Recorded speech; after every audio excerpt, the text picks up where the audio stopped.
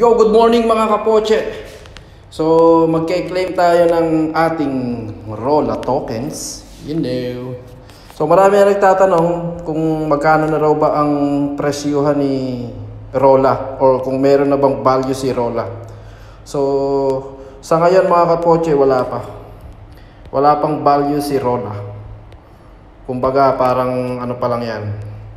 Mag-aano pa lang tayo, mag-iipon. So, wala namang mawawala sa inyo mga kapoche. Ito'y libre. Libreng apps na po manghuhula ka lang, posible kang makakuha. Katulad ako nito.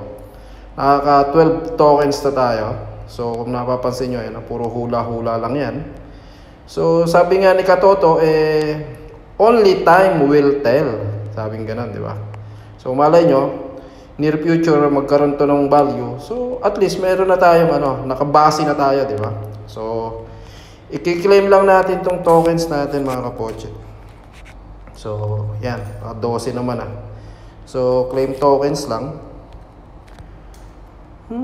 Hintay-hintay lang. So, yun your token claim request in processing.